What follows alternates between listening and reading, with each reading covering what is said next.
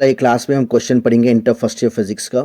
Why does the car with flattened tyre stop sooner than one with inflated tyres.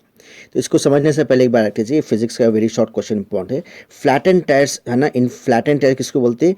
जिसके अंदर जो है हवा कम हो जाए, जैसा यहाँ पे है ना, इसको बोलेंगे हम फ्लैटेंड टायर्स। ठीक है। और है ना, अगर हवा भरे भी नहीं समझो तो क्या होता है, इसको नीचे जो ज़मीन को लगती है इसको बोलते हैं एरिया ऑफ कॉन्टैक्ट। तो जिसमें हवा ज़्यादा है तो इसमें एरिया ऑफ कॉन्टैक्ट कम रहता, और जिसमें हवा कम हो गई ये डिफॉर्म आता है, यानी ये टेढ़ा हो जाता है ना, डिफॉर्मेशन की वजह से इसमें हवा कम होने से एरिया ऑफ कॉन्टैक्ट बढ़ गया। देखिए यहाँ से यहाँ तक ज़मीन को लग रहा है, यहाँ पे एरिया ऑफ कॉन्टैक्ट ज़्यादा है, यहाँ पे एरिया ऑफ कॉन्टैक्ट कम है। और फ्रिक्शनल फोर्स क्या होता है, एरिया ऑफ कॉन्टैक्ट पे डिपेंड करता। एरिया ऑफ कॉन्टैक्ट अगर ज़्यादा हो गया तो रोलिंग फ्रिक्शन भी ज़्यादा होता। फ्रिक्शन यानी which opposes motion, friction is that which opposes motion.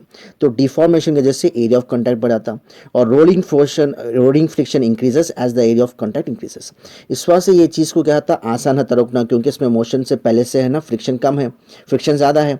अब जैसा ब्रेक अप्लाई करें ये जल्दी रुक जाता है ना, due to more rolling friction, है ना। इसको आप समझो एक बार। आप क्या बोलेंगे, flat and tyres has more area of contact, जैसे अभी बताया ना, with the ground due to more deformation. Deformation की वजह से, टेढ़ा हो जाने से, है ना, दब जाने की वजह से क्या होता, इसका एरिया ऑफ कॉन्टैक्ट बढ़ जाता। Since the rolling friction increases as the area of contact increases. जब एरिया ऑफ कॉन्टैक्ट इंक्रीज हुआ तो फ्रिक्शन फोर्स भी इंक्रीज हुआ था। Therefore, due to more rolling friction, it stops sooner when brakes applied.